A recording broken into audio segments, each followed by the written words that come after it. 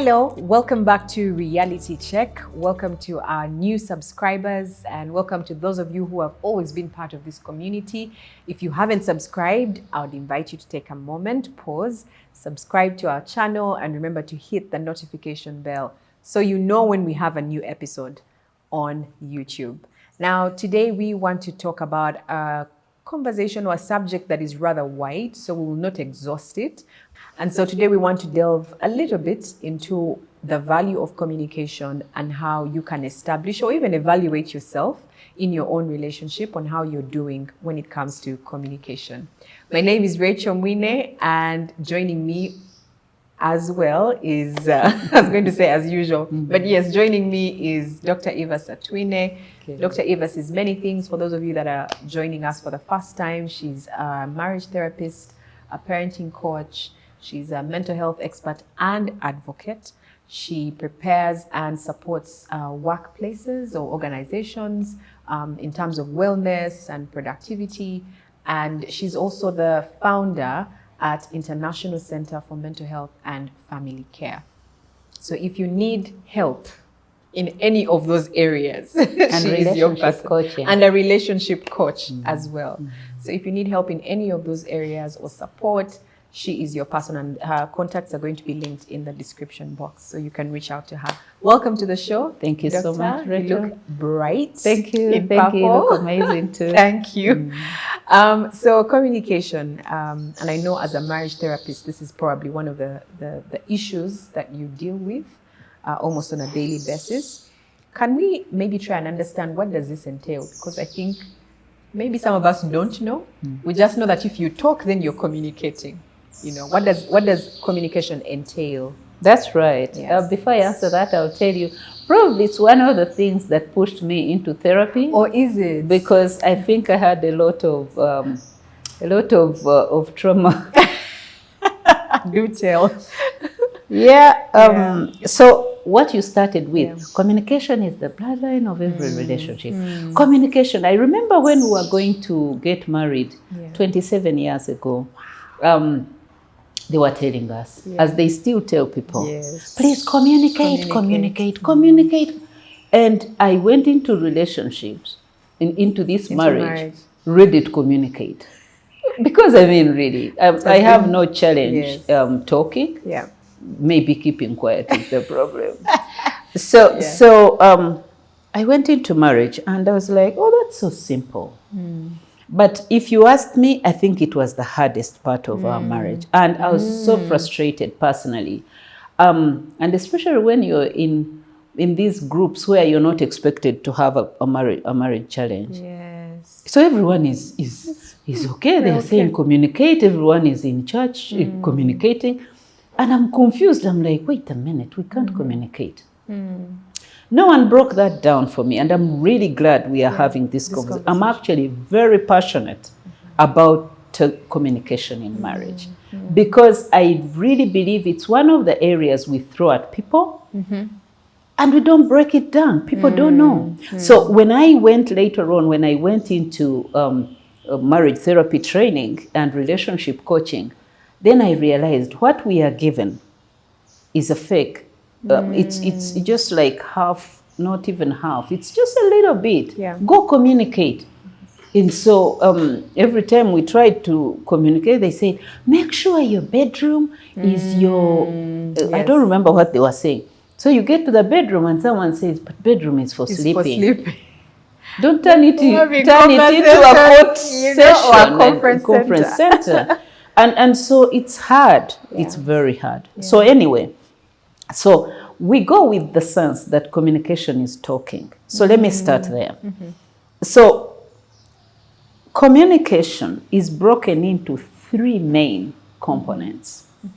The first one is talking, words, verbal, which is unfortunately the smallest part. It accounts for only 7% of all communication. And here we are talking about choice of words. Got it. Very, very important. As we get into the discussion, I'll emphasize that your words, the words that are used in any communication are very important. Very important. We have to be very careful. They are not abusive. They are not demeaning. They are not belittling. And so that's when you're going to be heard. The second one is tone of voice. Tone of voice. Tone of voice is very important, and it accounts for 38% of all communication. Wow. So you could have your words, probably you chose them, okay? But the tone of voice communicates disrespect.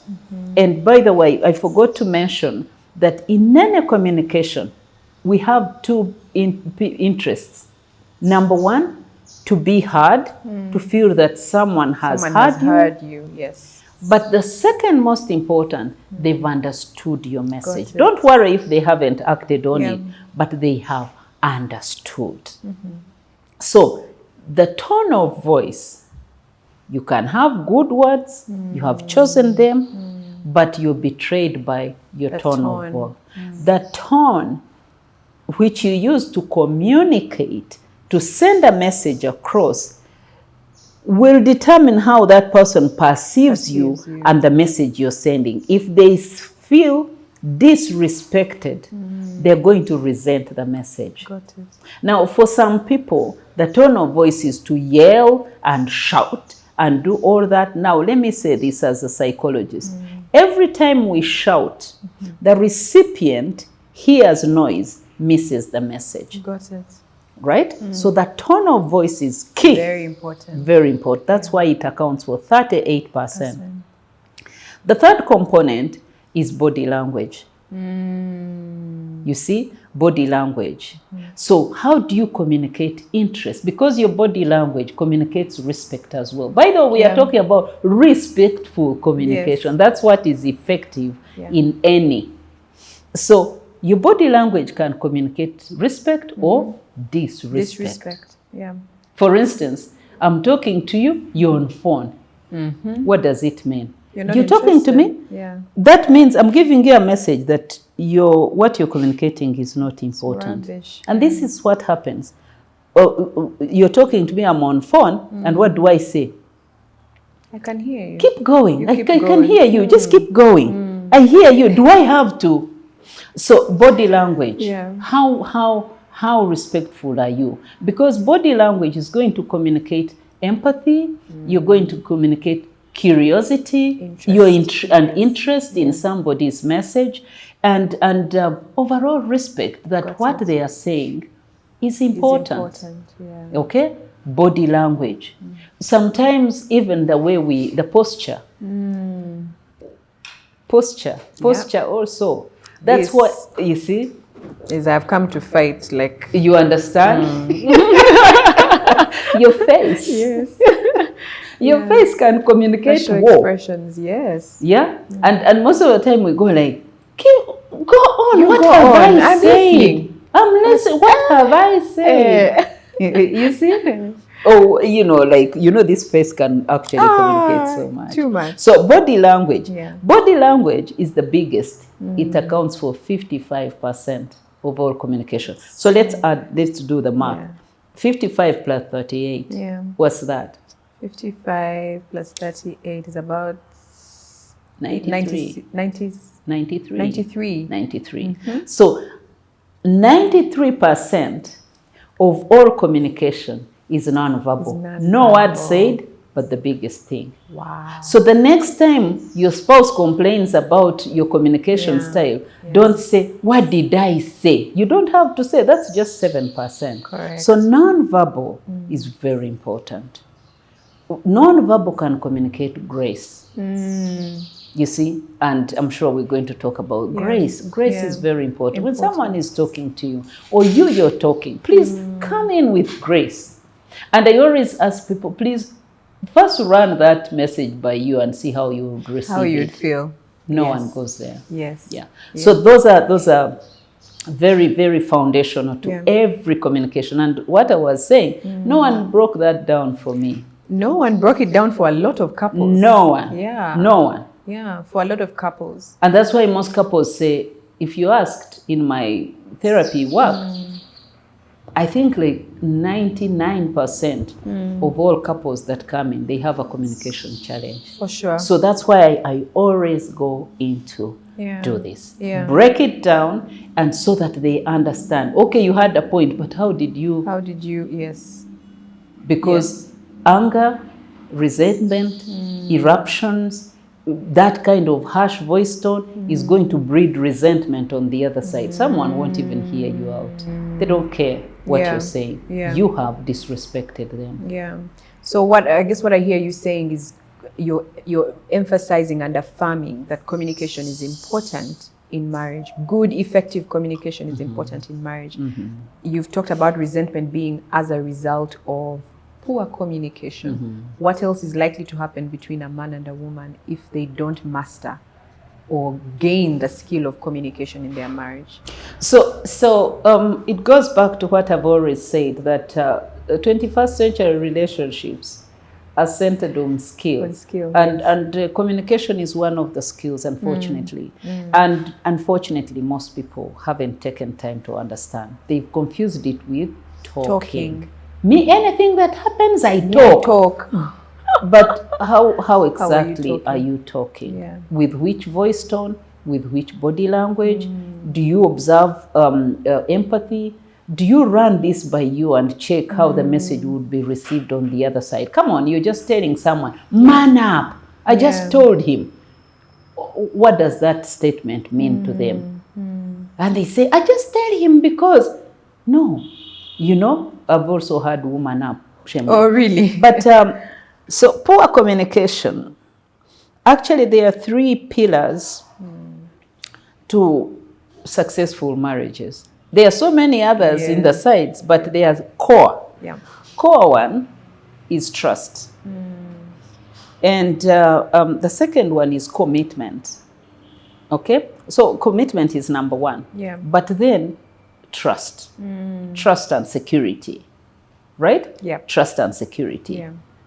Third one is communication. Now, when you check in trust and security, there's communication. Right?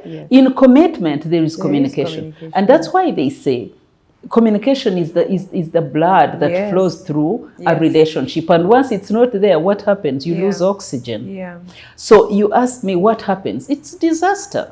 Because just imagine, going back to the issue of marriage is a partnership. Just imagine you have a business partner who does things their own way. With. Yes. Right?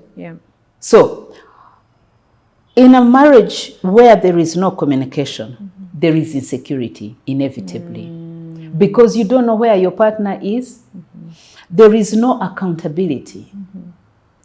And when we talk about accountability, we're talking about accountability of our time, accounting for our time, accounting for resources, right?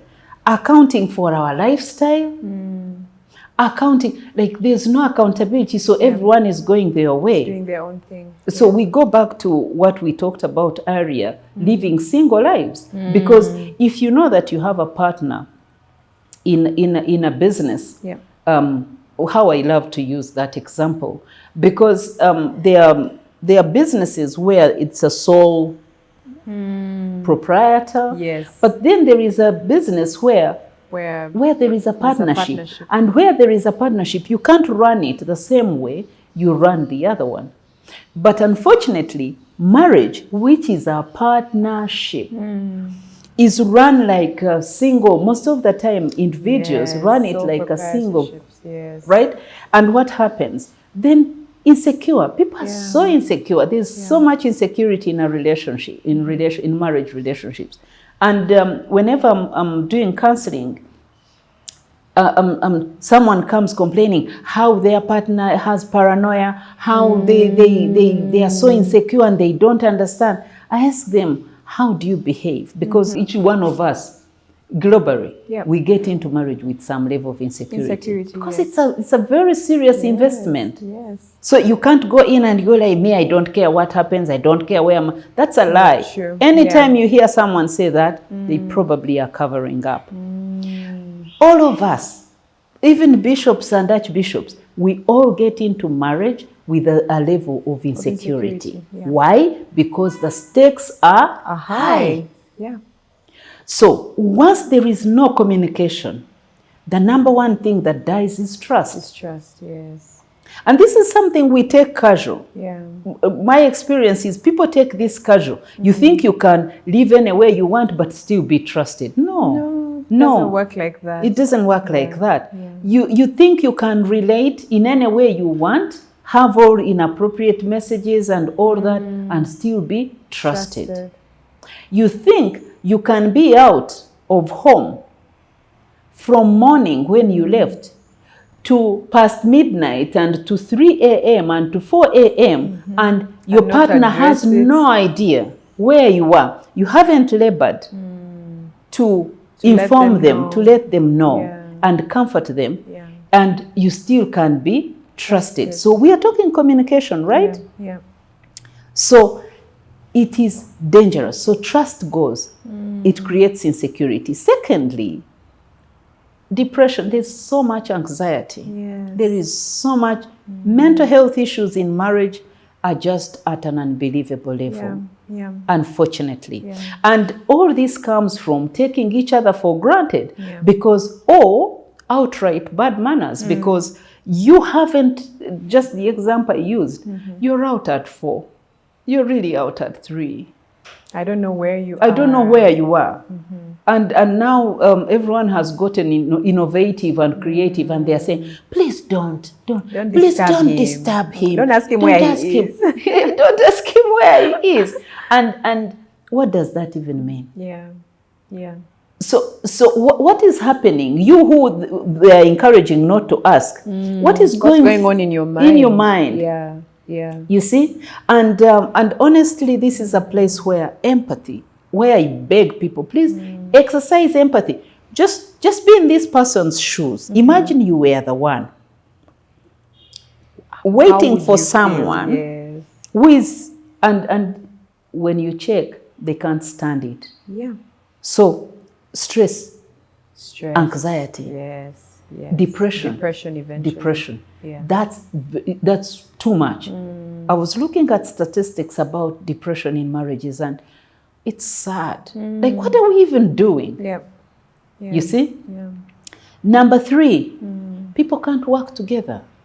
Yes. So work comes to a standstill. How about finances? What decisions do you make? Yes. If you can't communicate with the right words, with the right attitude, with the right tone, with the good body language, with respect, because all those are summed up into respectful communication. How will you get feedback from your partner? How will you plan together? Because in marriage, in this partnership, this project requires so much planning, requires so much problem solving. People are doing parenting and they are not communicating. So how do you see how all the departments get affected? And sometimes we make decisions where no one knows you. We hide. We are not communicating about our finances. I was talking to a friend of mine who is a bank manager, and she was telling me how people, how they are stranded with savings, people's finances, that you hide money there. Yes. We hide money, and so something happens, you die or something, and your partner nobody cannot knows. access. They can't access Anything them. happens, and people. So you're asking about how communication affects marriage. It's unbelievable. And on a very, very, very sad note, it affects family progress. This is true. It does. Yeah. It does, because you can't sit and progress together as a team. What is happening? That's where I didn't talk about unmarried finances and all that, and people investing separately. They are not discussing, but also problem solving. You see, people can't have hard conversations, what we call uncomfortable conversations, to make it sound better. Those uncomfortable conversations help us to grow. Yeah. You know, do we have the ability to call each other out? Yeah. You see? Do we? Or is your partner walking on eggshells? Yes. And I say, if I say this, we are going to have another 2 months of silent treatment. And I'm sure we're going to talk about bad practices. So silent treatment. And so they are very careful. And by the way, ladies who are listening, this is for you. Yep. Oh, I know also men do that. Yeah. But it's very ugly. So we lose out on an opportunity for someone who is closest to us to help us be better.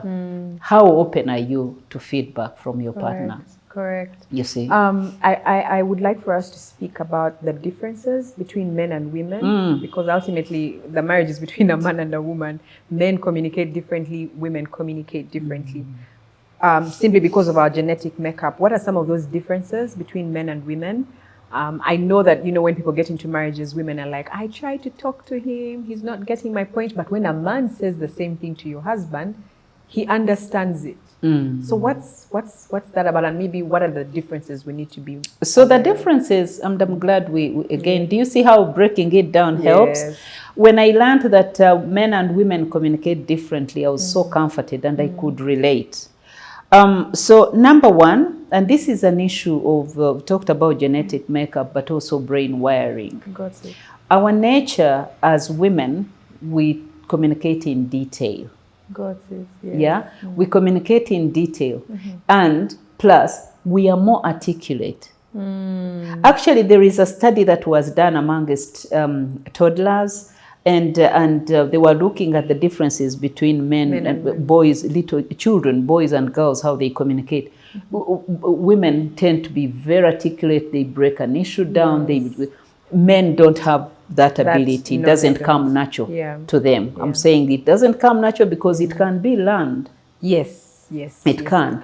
And so because of that, so when a woman is articulating, when they are communicating to the husband, they want to break it down and have the comfort that you have understood them. Good. Yes. So what happens to the guy? Because they are not used to that detail, so they say, okay, I've got you.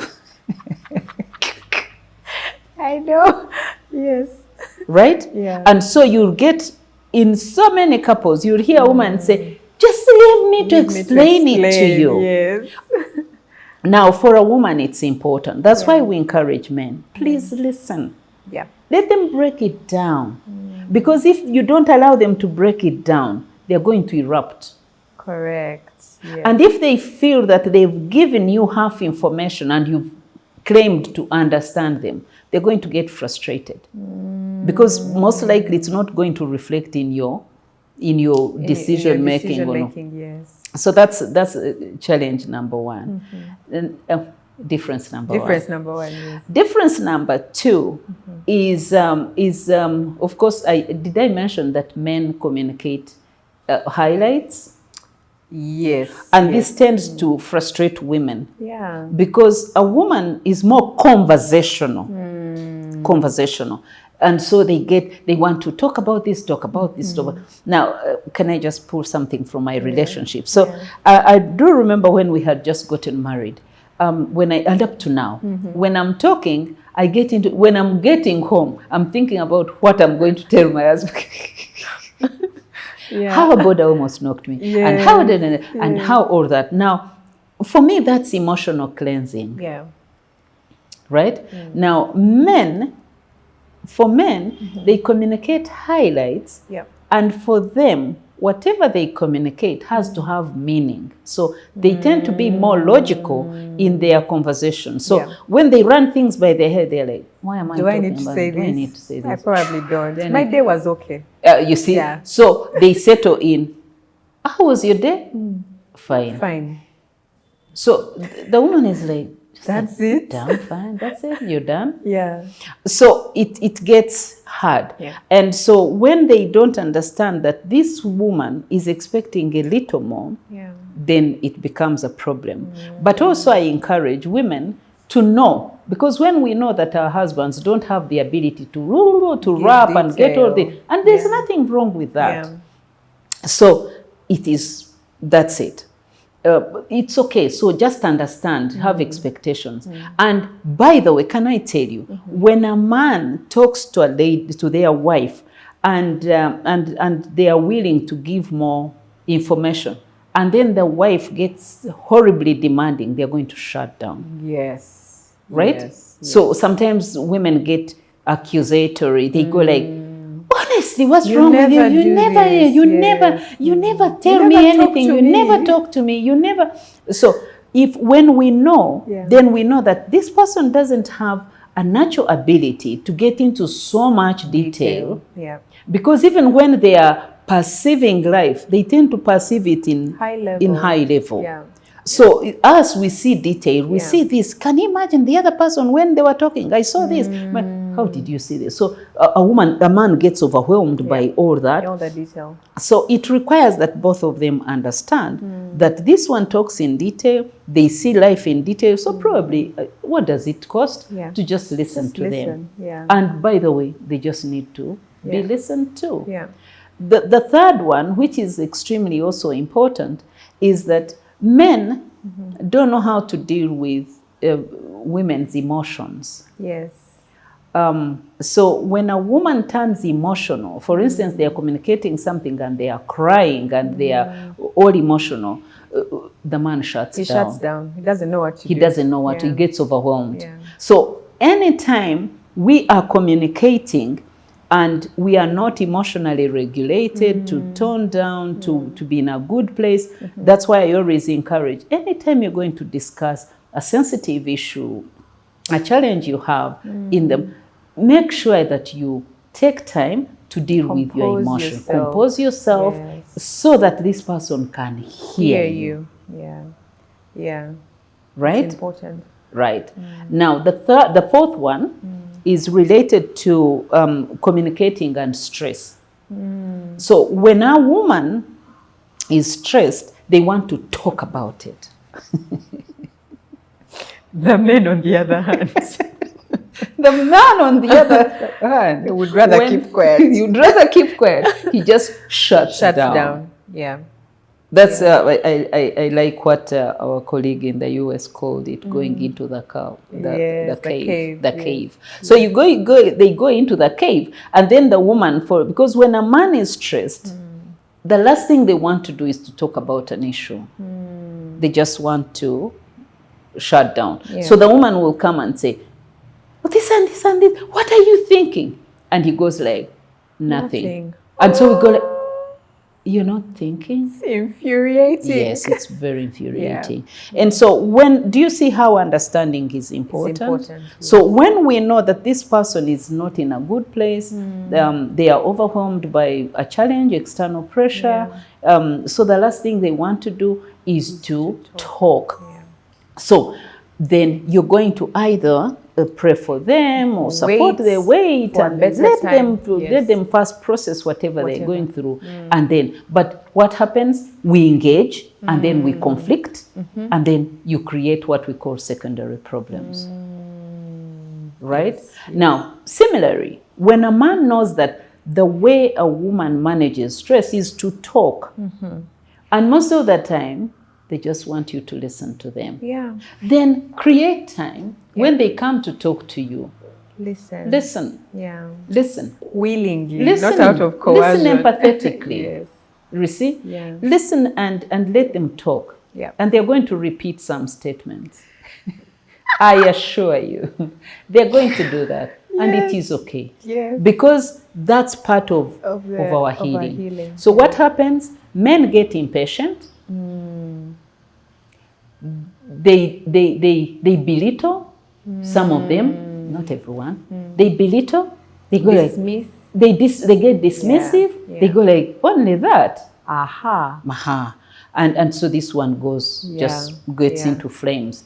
But you see, it requires that we all understand. So when we know that this lady is doing nothing else but emotional cleansing, they're just cleansing. And they are cleansing with you because you're the nearest partner who understands them and all that. Now, so that's number one, get dismissive. But also, men, they are quick to offer solutions.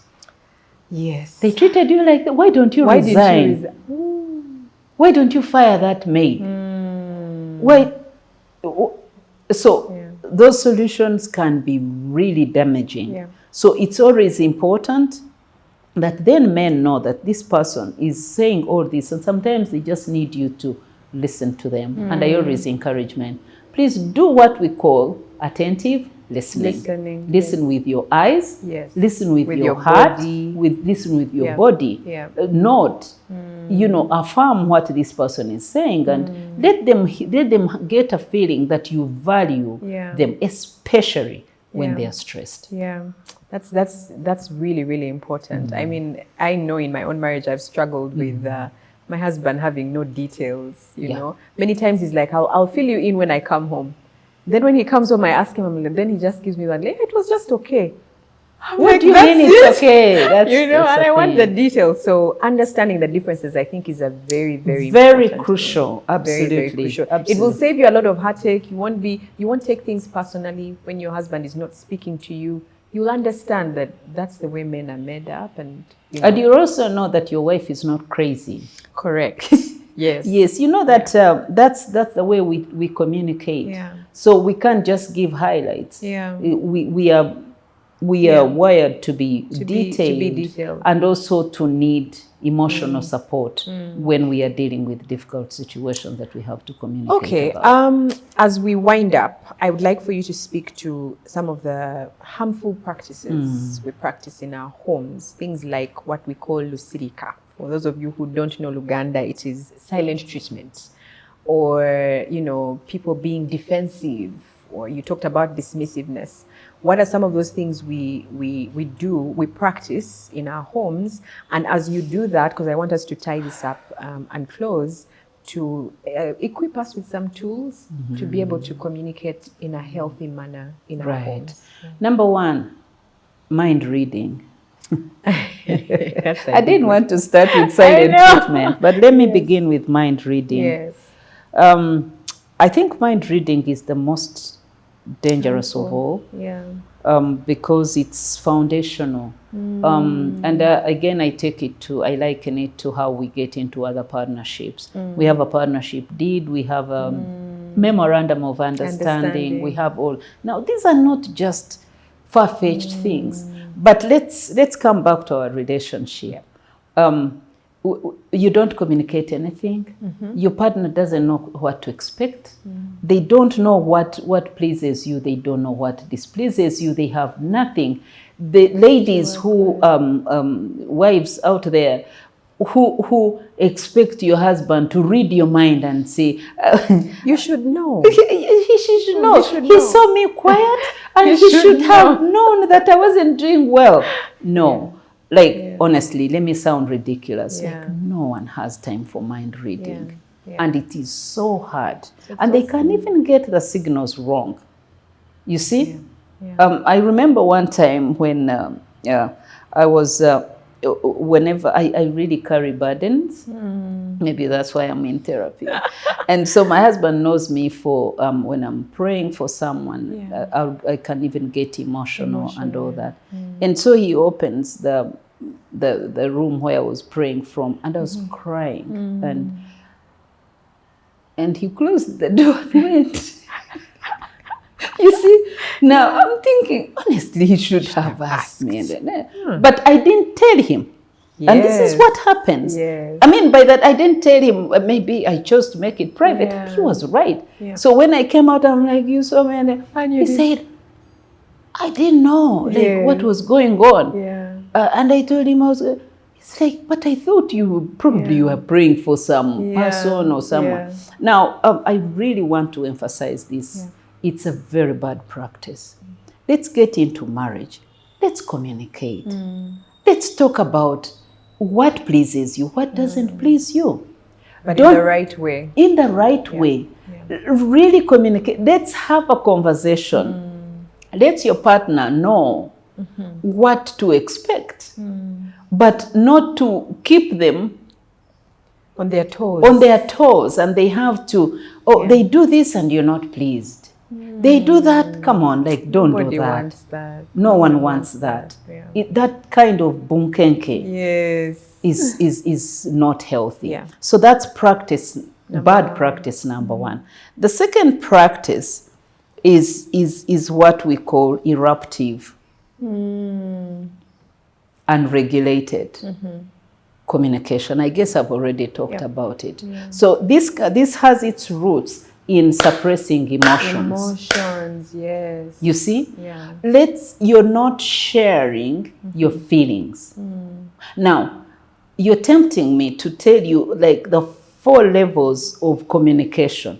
Number 1 is cliche, which we call taxi sometimes. You know, when you get in a taxi and you meet Rachel, they are seated next to you and you go like, hello. Yeah. You see? Just You don't care whether they are going to going Mukono or Jinja. Like, Yeah. no one cares whether they have children or they are sick not. or, you know, that's a level of communication. It's so basic.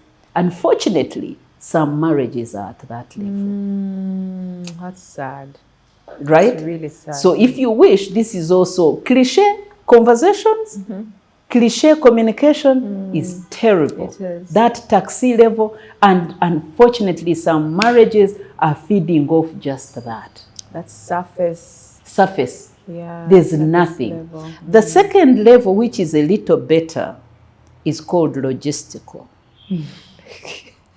The house is operating. The house, where operations are okay.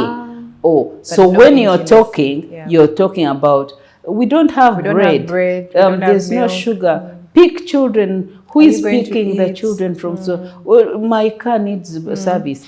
It's all logistics. Logistics. Now, I can't tell you the biggest, the number of marriages that are at That that are level. operating like that. There are many. I'm sure So they they just talk, Yeah. but nothing about life. It's all logistics. Now, I was saying that most of the time, people who are coming, they are suffocating feeling. Because if just imagine when you were dating, and you were dating at, there's no bread, there's no rice. You would never marry that You would person. never marry that person. Yeah. So why do we switch to that and we think we can survive? You can't survive there. So that's a dangerous level of communication. The third one, which is desired, is emotional.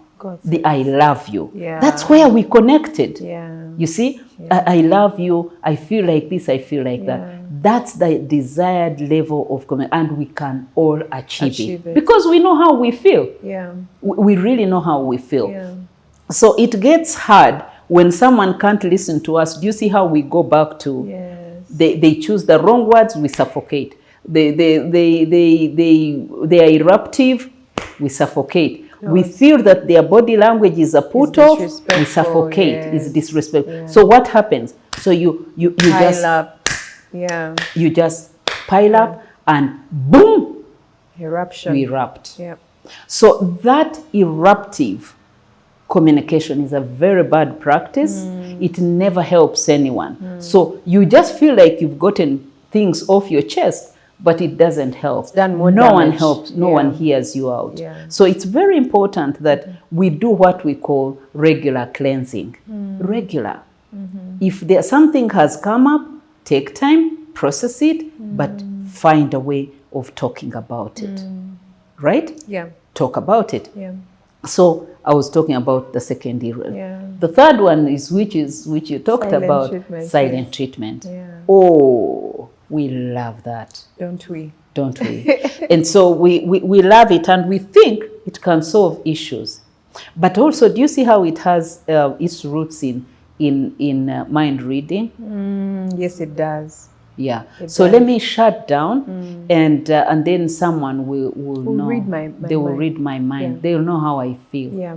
So if I haven't talked to them, I remember a lady one time mentioned that her and the husband hadn't spoken in 3 months.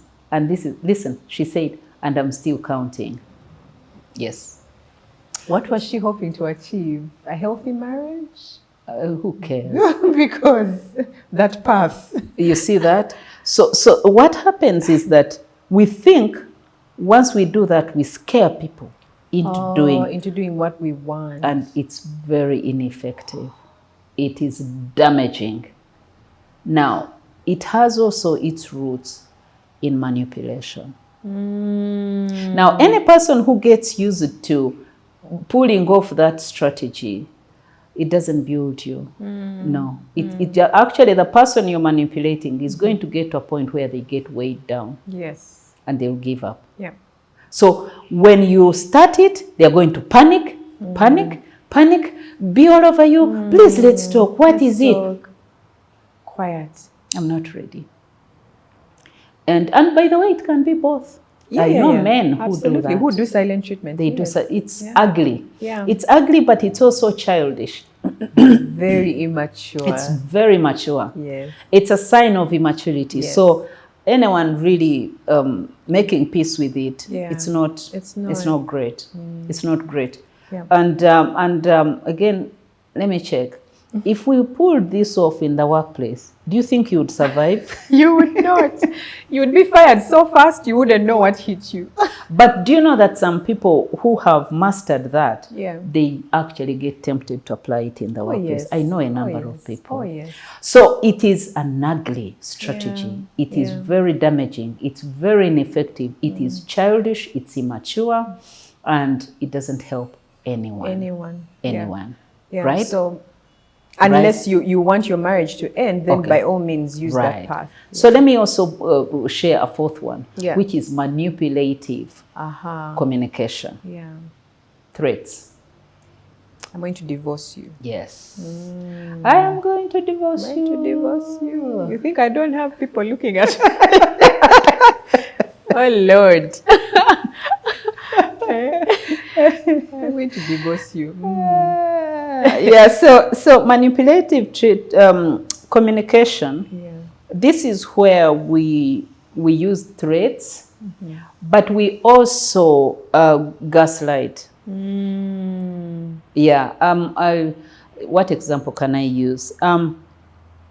I remember. Yeah. So your partner, whenever you have a conflict and you're talking, you're trying. That's when you remember how their parents or how ugly their family is. How, by the way, there are people who are also eyeing you. How you can't take this anymore. How, like, manipulated. But you're not solving a problem, because you see, communication is about being heard, hearing someone. Understanding with a view to solving a problem. Yes. So we don't just communicate for communicating. For the sake of it. No. Yeah. We communicate so that a problem gets solved. Yeah. So every time we're doing that, let's be mindful of the end goal. Yeah. So when you're communicating and you're manipulating someone, what are you doing? What's your end goal? What's your end goal? Yeah. Right. So emotional level communication is where we are supposed to do that and understand and know this is how someone feels, this is how it feels, and that's it. And so when we pull off that manipulation, it feels like it's giving you satisfaction. You survive the moment, but you haven't solved a problem. This is true. You see? Yeah. Right? Yeah. Now, I'm just remembering I didn't give a fourth level of communication, which is transparency. You see, you move from emotional to transparency. So you find that the more you talk about, the more vulnerable you are. Now, these two levels, emotional and transparency, they promote vulnerability. Got it. Now, in marriage, marriage is actually premised on vulnerability. This is true. That's what we are all aspiring That's to. what, you see? Yeah. That's what even the Bible says. They were naked, but they were not. Knew it not. Nakedness, in that scripture, the context is actually vulnerability. Yes. Yeah. So when you and your partner are there are certain things that you see or know about your partner that no one else in the world knows. Yeah. So it's very important that we strive. We move from cliche or taxi. We move as much as, don't settle in logistical. Logistical, yes.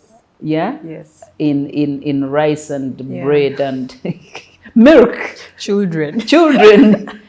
All right? Yes. This, most people are stuck there. Yes. Move to this is how I feel. Yeah. And listen to one another. Yeah.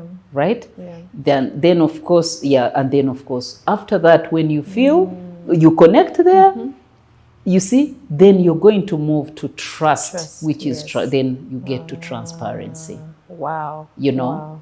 Wow. Wouldn't it be nice if all our marriages got to that point? We can get there. We can. You see, it's okay. It's okay if you are at cliche. Yeah. As long as you understand and you hate it enough, you're going to get To do something about it. And when you know that this can be achieved by the way you communicate, the choice of words, the voice tone, the body language. This is key. It's huge, yeah.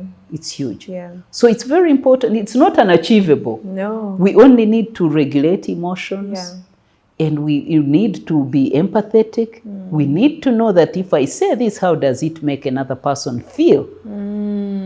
You see? Yes. Don't just say words. Run it by yourself. Run it by yourself. It's just like a microsecond mental activity. And then check how you'd feel. Yeah. Don't say, I just was getting things off my chest. Come on, don't do that. We like to excuse bad behavior. Oh, we do. What do we do? Me, I'm this. Me, I'm like that. Oh, me, I'm like that. Us, in our family. in our family, in our tribe. In our tribe, Oh, yes. us, we just say it the way it is. The way it is. But when you've said it the way it is, Yeah. how has that person felt? How have you impacted the other person? Very key that every time we are communicating, we need to be mindful of what I say or what I don't say. How does it make this person Feel. Yes. feel? Wow. I have thoroughly enjoyed this conversation. I think if you don't take away everything, at least take away this one thing, put yourself in the shoes of your partner and work on yourself. I think one of the things that you have emphasized is fix the way you communicate. Yeah. You can't fix the way the other person No. communicates. You don't have control over him No. or her. Yeah. So work on the way you communicate. Think about your tone, the tone of your voice, your body language, and Choice your of choice words. of words. Yes, that's it from us. Communication in marriage is such a wide conversation, and I'm sure we will come back to it. I think that also in the different stages of marriages, there are different ways we communicate. So on another show, we'll definitely handle that and many of your questions and comments. Thank you once again for joining us. If this has been helpful or useful in some shape or form, let us know in the comments. How is it going in your marriages? How are you communicating? What are you struggling with? Would love to know so that maybe we can address it on the show. Or if you need some expert help, Dr. Evas is available. Her contact is in our description box. So be sure to reach out to her for help. We'll be back next week with another conversation right here on Reality Check. Thank you for joining us.